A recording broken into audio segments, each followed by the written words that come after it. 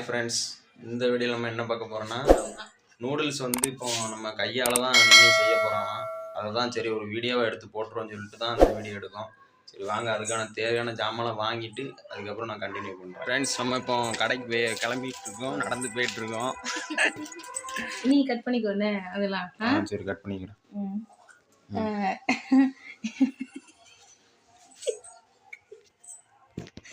சொல்லுடி, சிரிச்சிட்டு இருக்க.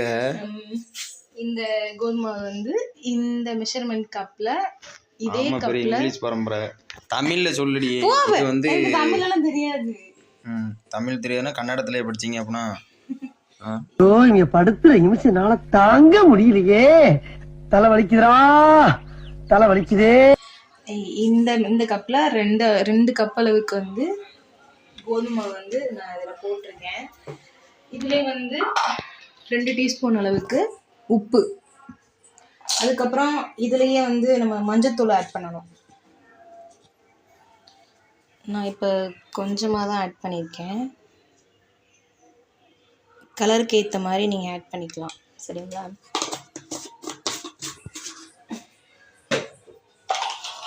இப்போ இதில் வந்து சுடுதண்ணி காய வச்சு நம்ம கொஞ்சம் கொஞ்சமாக ஊற்றி மிக்ஸ் பண்ணி பசஞ்சுக்கணும். அவ்வளோதான். சரி சரி, அடுப்பு ஆன் பண்ணு.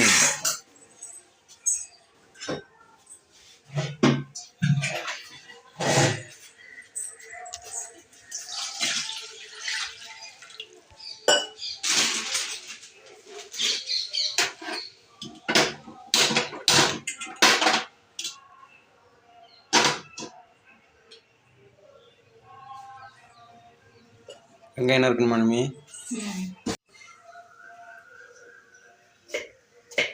குட்டி குட்டியா இடணும் அப்படின்னு நீள நீளமா குட்டி குட்டியா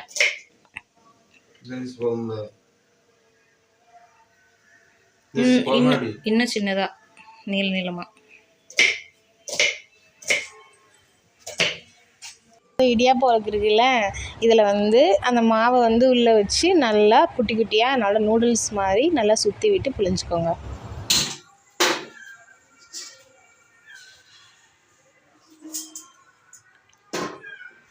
எடுக்கிறியா?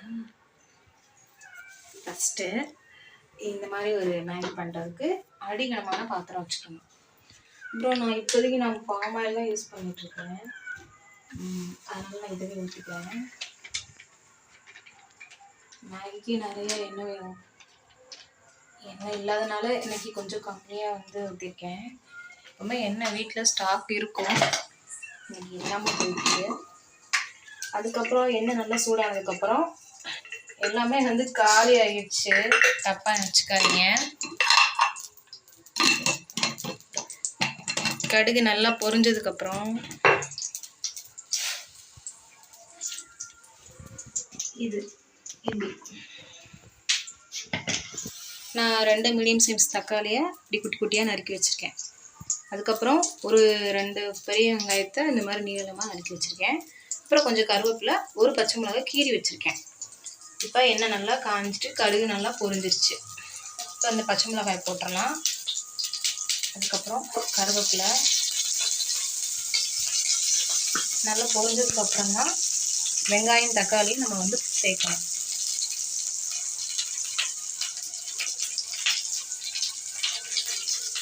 வெங்காயம் போட்டுடலாம்.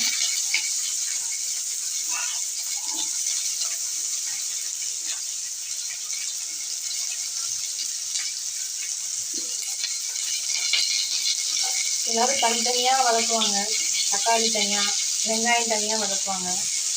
நான் 2 ஒன்று சேர்த்து வதக்கிட்டேன்.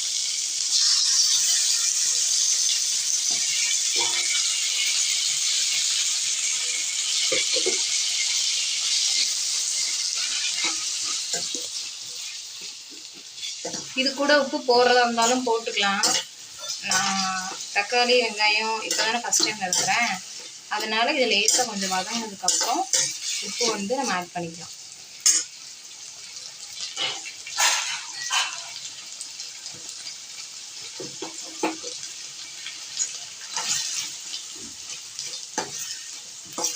ரொம்ப வதங்கணும்னு அவசியம் இல்லை, லேசாக கண்ணாடி பதத்துக்கு வந்தால் போதும்.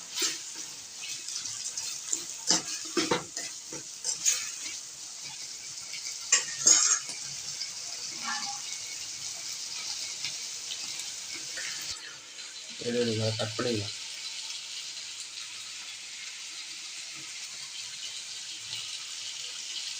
இது என்ன சேர்க்குறேன்னா கரம் மசாலா இப்படி சேர்க்குறேன்.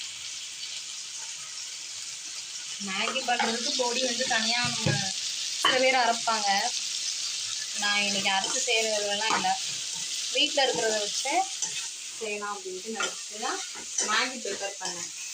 ஃபர்ஸ்ட் டைம் செய்கிறேன் மேகி. தெரிஞ்ச மாதிரிலாம் அழட்டிக்கணும்னு நான் விரும்பலை, ஃபர்ஸ்ட் டைம் செய்கிறேன். ரெண்டாவது வந்து என்னென்னா பட்ஜெட்டும் ப்ராப்ளம் தான். ஸோ அதுக்காக தான் இந்த மேகி வந்து நானே ப்ரிப்பேர் பண்ணி நானே செஞ்சிட்ருக்கேன்.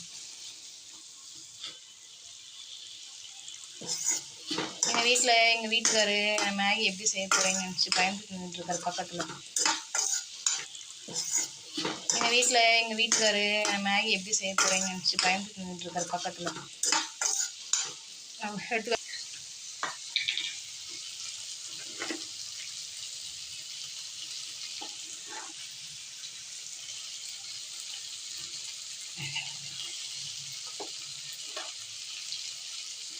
நான் இதில் 3 ஸ்பூன் அளவுக்கு உப்பு வந்து ஆட் பண்ணிடுவேன். நீங்கள் உங்கள் தேவைக்கு ஏற்ற மாதிரி கூடவாக குறைச்சலாகவே சேர்த்துக்கோங்க. நான் கொஞ்சம் உப்பு அதிகமாக சேர்த்துக்க மாட்டேன். ஆனால் இப்போ நான் சேர்த்துருக்க உப்பு இந்த மேகிக்கு கரெக்டாக இருக்கும். நம்ம மேகியில் வேறு ஆல்ரெடி உப்பு சேர்த்துருக்கோம்ல, மசாலாவுக்கு மட்டும் இப்போதைக்கு நம்ம உப்பு சேர்த்தா போதும். இது மேகி நானாக ப்ரிப்பேர் பண்ணது. உங்களுக்கு வீடியோவில் முன்னாடி பார்த்துருப்பீங்க. இப்போ வெங்காயம் தக்காளி வந்து நல்லா வதங்கிடுச்சு நினைக்கிறேன். வதங்கிடுச்சு.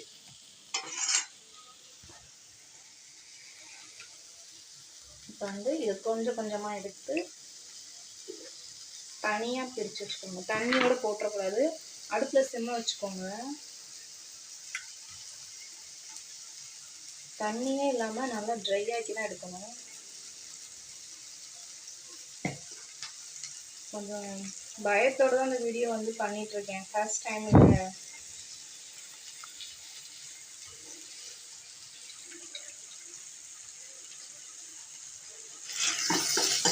பாருங்கள், நான் செப்பரேட்டாக தண்ணியிலேருந்து நான் வெளியே எடுத்துட்டேன். இப்போ இதை வந்து கொஞ்சம் கொஞ்சமாக இதை சேர்த்துட்டு, இதுலேயுமே இன்னும் தண்ணி இருக்குது. நீங்கள் சேர்க்குறப்ப தண்ணி இல்லாமல் சேர்த்துக்கோங்க. அடுப்பை சிம்மில் வச்சு பாருங்க.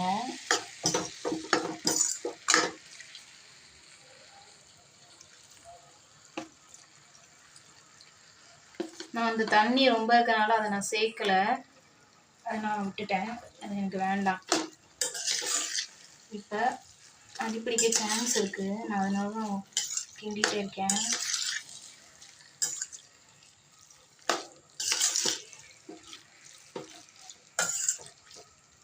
எனக்கு இந்த பொடி பத்தலை, நான் இன்னும் கொஞ்சம் சேர்த்துக்கிறேன். கரம் மசாலா